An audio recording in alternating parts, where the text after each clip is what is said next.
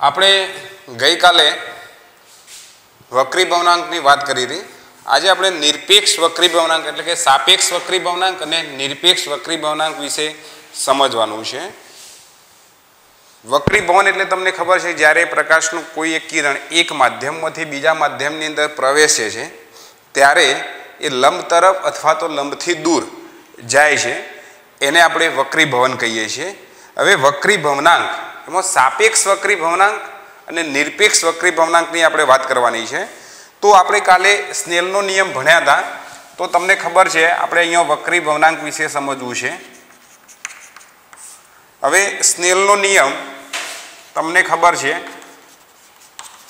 નિયમ sin I upon sin R is equal to અચળ છે. હવે આપણે વાત કરીએ માધ્યમની, તો તમને અહીંયા ખબર છે કે આ એક બે માધ્યમને જુદી પાડતી સપાટી છે. અહીંયા હું લખું છું માધ્યમ 1, માધ્યમ 2. માધ્યમ 1 નો જે વક્રી ભવનાંક છે એને આપણે n1 નામ આપીશું. માધ્યમ 2 નો જે વક્રી ભવનાંક છે એને આપણે n2 નામ આપીએ છીએ. હાલ પૂરતું આપણે સમજી લઈએ કે આ હવાનું માધ્યમ છે અને આ કાચનું માધ્યમ છે. એટલે તમને ખબર પડે કે આ જે માધ્યમ છે એ માધ્યમ ઘટ માધ્યમ છે. આ ઘટ માધ્યમ કહેવાય અને આ પાતળું માધ્યમ કહેવાય. આપણને આટલું જાણીએ છીએ. આપણે અહીંયા સપાટી સાથે દોરેલો લંબ છે આ રહ્યો. અહીંથી આપણે એક કિરણ આપાત કરીએ છીએ માધ્યમ 1 માંથી, અને અહીંથી આપણે વક્રી ભવન થાય છે.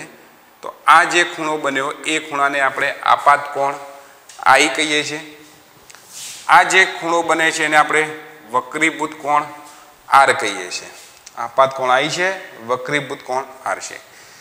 હવે પ્રકાશનું કિરણ એક માધ્યમમાંથી બીજા માધ્યમમાં પ્રવેશે ત્યારે તેનો વેગ બદલાય છે. તો આપણે હવાનું માધ્યમ છે, તો હવાના માધ્યમમાં વેગ આપણે એનો V1 કહીએ છીએ, અહીંયા આનો વેગ V2 કહીએ છીએ. આ જે કિરણનો વેગ છે અહીંયા V2 છે. આ માધ્યમની અંદર જે કિરણનો વેગ છે એને આપણે V1 કહીએ છીએ. આપણે અહીંયા પહેલા લખીએ કે માધ્યમ 1 નો વક્રી ભવનાંક is equal to n1. માધ્યમ 2 નો વક્રી ભવનાંક is equal to n2. માધ્યમ 1 માં પ્રકાશનો વેગ એને આપણે V1 કહીશું. માધ્યમ 2 માં પ્રકાશનો વેગ એને આપણે V2 નામ આપીએ છીએ. માધ્યમ 1 નો વક્રી ભવનાંક n1 છે, માધ્યમ 2 નો વક્રી ભવનાંક n2 છે. માધ્યમ 1 માં પ્રકાશનું કિરણનો જે વેગ છે V1 છે, માધ્યમ 2 માં પ્રકાશનો વેગ V2 છે. આપણે સાપેક્ષ વક્રી ભવનાંક હાલ શોધીએ છીએ, ધ્યાન રાખજો. સાપેક્ષ વક્રી ભવનાંકની વાત કરું છું. સાપેક્ષ વક્રી ભવનાંક માધ્યમ 1 નો માધ્યમ 2 ની સાપેક્ષે વક્રી ભવનાંક. માધ્યમ 1 નો વક્રી ભવનાંક કોની સાપેક્ષે? 2 ની સાપેક્ષે. તો એની જગ્યાએ આપણે n12 લખાય. 1 નો વક્રી ભવનાંક 2 ની સાપેક્ષે એટલે n12 લખાય. એટલે અહીંયા n1 upon n2 લખી શકીએ. આપણે શું લખી શકીએ? n1 upon n2 લખી શકાય. તે જ રીતે માધ્યમ 2 નો વક્રી ભવનાંક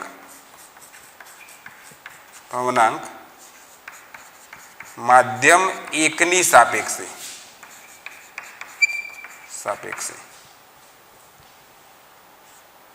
તો એને આપણે n21 કહીએ. તો n21 બરાબર n2 upon શું લખી શકાય?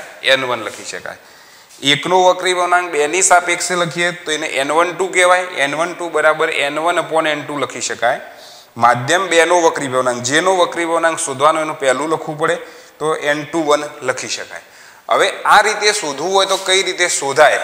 તો આપણે હવે અહીંયા ડાયરેક્ટ લખીએ છીએ કે n12 બરાબર માધ્યમ, ધ્યાન રાખજો, n12 બરાબર આપણે અહીંયા પહેલા n1/n2 લખી દઈએ તો માધ્યમ 2 માં પ્રકાશનો વેગ એટલે કે v2, માધ્યમ 1 માં પ્રકાશનો વેગ એટલે v1.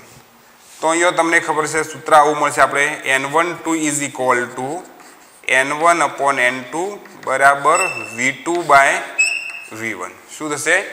v2/v1, સમીકરણ નંબર 1. તે જ રીતે n21 એટલે કે n2/n1. તો n2/n1 શોધવું હોય આપણે તો માધ્યમ 1 મો પ્રકાશનો વેગ એને આપણે v1 નામ આપીએ છીએ.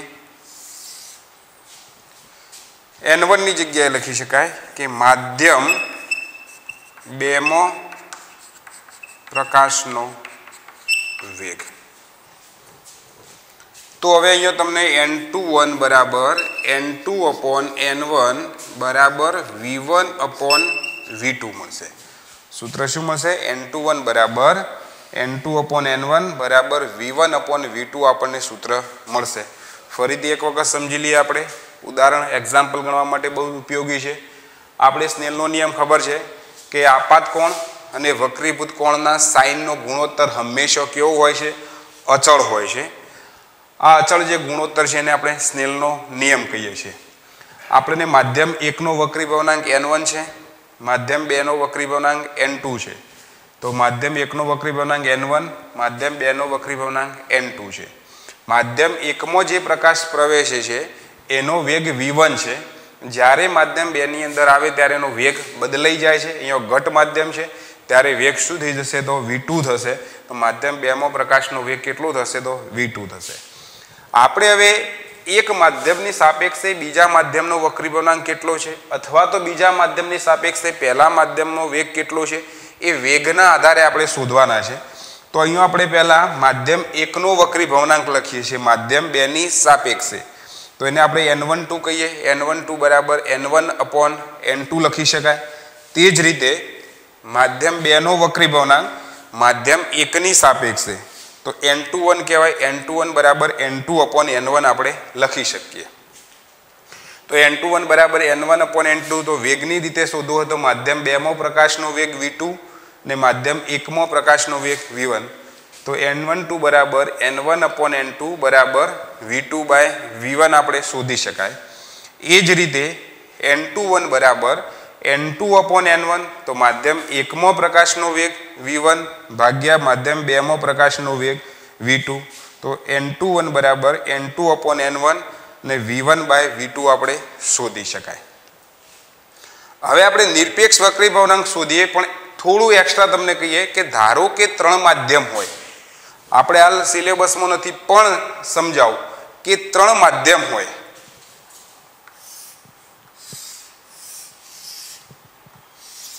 ઉપરનું હવાનું માધ્યમ છે, નીચે પાણીનું માધ્યમ છે અને અહીંયા કાચનું માધ્યમ છે. તો આનો વક્રી ભવનાંક n1, આનો n2, આનો n3 થશે. તો અહીંથી પ્રકાશનું કિરણ પ્રવેશે તો આ પાતળા માધ્યમોથી ઘટ માધ્યમમાં આવે છે I, R. હવે આમાંથી ફરીથી પાતળા માધ્યમમાં ઘટ માધ્યમમાં આવે છે તો આ થોડું લંબની આ બાજુ આવશે અને હવે થોડું લંબથી દૂર જશે. તો ધારો કે આ માધ્યમમાં વેગ v1 હોય, આ માધ્યમમાં વેગ v2 હોય, અહીંયા વેગ v3 હોય, અહીંયા ફરીથી પાછું હવાનું માધ્યમ આવે એટલે વેગ v1 થઈ જાય. તો આપણે અહીંયા n21 લખવું હોય n21 તો v1/v2 V2 લખી શકાય. N21 બરાબર V1 અપોન V2. N23 લખવું છે તો માધ્યમ 2 નો વક્રીભવનાંક કોની સાપેક્ષે? 3 ની સાપેક્ષે. તો અહીંયા V2 બાય V3 લખવું પડે. V2 બાય V3 થશે. ચલો માધ્યમ 3 નો વક્રીભવનાંક 1 ની સાપેક્ષે લખવો છે તો N31 લખાય. તો N31 હોય તો V3 બાય V1 લખી શકાય આપણે. એ જ રીતે N12 હોય તો V2 બાય V1 લખાય. N32 હોય તો V3 બાય V2 લખાય. એ જ રીતે N31 છે N13 હોય તો V1 બાય V3 લખી શકીએ. તો આ વેગની રીતે આપણે અહીંયા વક્રીભવનાંક શોધી શકીએ છીએ. અત્યારે હાલ આવશે નહીં આપણે. અહીંયા આપણે 2 જ માધ્યમની વાત છે, 3 માધ્યમની જરૂર નથી. હવે આપણે વાત કરવાની છે નિરપેક્ષ વક્રીભવનાંક. તો નિરપેક્ષ વક્રીભવનાંક એટલે શું એની વાત કરીએ આપણે. તો નિરપેક્ષ વક્રીભવનાંક વિશે સમજી લઈએ. પહેલા કે પ્રકાશનું કિરણ, ધ્યાન રાખજો બરાબર, પ્રકાશનું કિરણ હવાના માધ્યમોથી કાચના માધ્યમમાં પ્રવેશે છે. તો આપણે કાચના માધ્યમનો વક્રીભવનાંક શોધવો છે. એટલે આપણા માટે માધ્યમ 1 એક હવા થઈ ગઈ અને માધ્યમ 2 એક કાચ છે. તો નિરપેક્ષ વક્રીભવનાંકની વાત કરીએ આપણે. નિરપેક્ષ વક્રીભવનાંક એને એકલું n નામ આપીએ તો ચાલે. એકલું n નામ આપીએ તો ચાલે. પણ હવે આપણે આ 2 સાપેક્ષ એકલું નામ આપી દઈએ તો ધારો કે નિરપેક્ષ વક્રીભવનાંક એટલે આપણે કાચનો વક્રીભવનાંક શોધીએ છીએ. કાચનો વક્રીભવનાંક કોઈ પણ માધ્યમનો હવાની સાપેક્ષે જે વક્રીભવનાંક શોધીએ આપણે એ વક્રીભવનાંકને શું કહેવાય? નિરપેક્ષ વક્રીભવનાંક. ધારો કે કાચ અને પાણી હોય તો આપણે એને નિરપેક્ષ વક્રીભવનાંક ના કહેવાય. કેમ? ધારો કે આપણે કાચનો શોધીએ છીએ પણ કોની સાપેક્ષે શોધીએ છીએ? પાણીની સાપેક્ષે. પણ ધારો કે એકલા કાચનો હવાની સાપેક્ષે શોધતા હોય તો આપણે એને નિરપેક્ષ વક્રીભવનાંક કહી શકીએ. કોઈ એક માધ્યમનો હવાની સાપેક્ષે વક્રીભવનાંક શોધીએ છીએ એને આપણે શું કહીએ છીએ? તો નિરપેક્ષ વક્રીભવનાંક કહીએ છીએ. તો આપણે N21 બરાબર તમને ખબર છે કે N2 અપોન N1 અને N2 અપોન N1 એટલે કે માધ્યમ 1મો પ્રકાશનો વેગ એને આપણે હાલ નામ V1 આપીએ છીએ. બીજું માધ્યમ 2મો પ્રકાશનો વેગ એને આપણે V2 નામ આપીશું. તો N21 અપોન N1 બરાબર V1 અપોન V2. હવે ખાસ વાત કરવાની છે કે N1 એ આપણું હવા છે. તો હવાનો વક્રીભવનાંક તમને ખબર છે કેટલો થશે? 1 થશે. હવે N2 માટે આપણે સંજ્ઞા ખાલી n આપી દઈએ.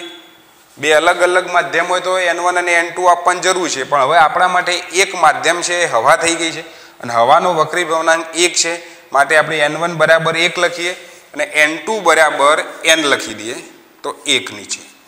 હવે માધ્યમ 1, તો માધ્યમ 1 હવા છે. તો હવામાં પ્રકાશનો જે વેગ છે તો તમને ખબર છે કે હવામાં પ્રકાશનો જે વેગ છે નો વેગ V1 ઇઝ ઇક્વલ ટુ આપણે c લખી શકાય. તો અહીંયા V1 ની જગ્યાએ c લખીએ અને V2 ની જગ્યાએ એકલા v લખીએ તો V2 લખવાની જરૂર નથી. તો તમને ખબર છે કે V1 is equal to c અને c નું મૂલ્ય પણ તમને ખબર છે કે 3 × 10⁸ મીટર પર સેકન્ડ. માધ્યમ 2 માં આપણને વેગ ખબર નથી પણ આપણે V2 ની જગ્યાએ આપણે v લખ્યા છે. તો આપણા જોડે સૂત્ર મળશે n બરાબર c અપોન v, જે નિરપેક્ષ વક્રીભવનાંક શોધવા માટેનું સૂત્ર છે. આ સૂત્રની મદદથી આપણે કોઈ એક માધ્યમનો વક્રીભવનાંક શોધવો હોય તો શોધી શકીએ અથવા બીજા કોઈ માધ્યમની અંદર પ્રકાશનો વેગ શોધવો હોય તો પણ આપણે શોધી શકીએ છીએ. આના ઉપરથી આપણે એક ઉદાહરણ સમજીએ કે ધારો કે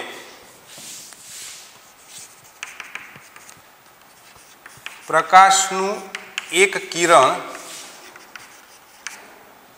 1.5 વક્રી ભવનાંક વાળા માધ્યમમાં પ્રવેશે છે તો માધ્યમમાં પ્રકાશનો વેગ શોધો. હવે આપણા જોડે ધ્યાન રાખો, પ્રકાશનું એક કિરણ 1.5 વક્રી ભવનાંક વાળા માધ્યમમાં પ્રવેશે તો આપણા જોડે n ની કિંમત આપી છે 1.5 છે વાળા માધ્યમમાં પ્રવેશે છે. એટલે એક માધ્યમ કેવી છે? હવા.